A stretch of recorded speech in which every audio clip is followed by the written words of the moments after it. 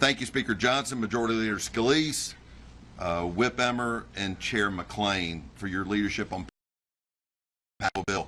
As a small business owner, I was in the restaurant business for 36 years of my life, and it's really impactful what this legislation is going to ultimately do. I think there's one thing that the President understands. He understands the service industry, and as somebody who has run that industry for the last 36 years, there's a challenge we've had ever since COVID, and that has been just the efforts that we have struggled to try to find an engagement and enthusiasm back in the workforce. I think the President has a secret power, and that secret power is how to grow businesses. With the no tax on tips, we're looking at a $1,300, average $1,300 per service industry employee that is going to have new money in their pocket. That will either be servicing debt, taking care of their family, providing for their family, or just, you know what, just getting to spend their money instead of Washington, D.C. With the no tax and overtime, same thing. We're looking about $1,300. That's going to impact that hourly worker. You think about the enthusiasm that's going to have in bringing people back into the workforce, or getting people more enthused about those industries where they know overtime and tips are an engagement of how they get paid. I'm excited, but now I think about my mom. When you talk about no tax on seniors, they're going to be able to hold on to as much as $6,000 in new deductions back in their pocket to offset the costs and inflations that have been dealt to them by the Biden administration.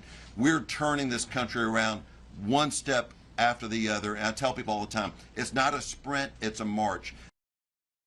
And we worked so hard to get this bill across the finish line. The men and women up here worked through the night, as we knew at the end of the day, the citizens of the United States spends their money better than Washington, D.C. does. And this is a testament as we're making sure they get to keep more of their money. What I also get excited about is the money that has been committed to air traffic control, as those challenges that we have years have been unfortunate, and we know that we've got an aging infrastructure system. It's sad that every single Democrat that serves that building across the street voted against putting $12 billion back into improving the system. When you look at those dollars and upgrading that aging infrastructure, but more importantly, it's the backbone of economic commerce in our country, and you've got to make those investments. And sometimes it may not be sexy, but by God, to absorb state-of-the-art technology, to have that peace of mind of business in our country.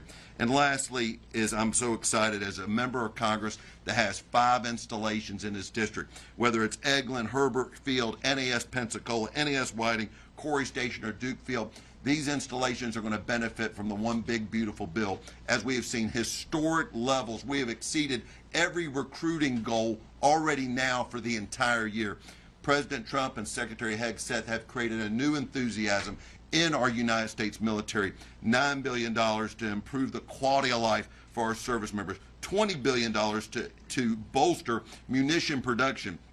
$12 billion to modernize our nuclear arsenal, and over $5 billion to secure our border.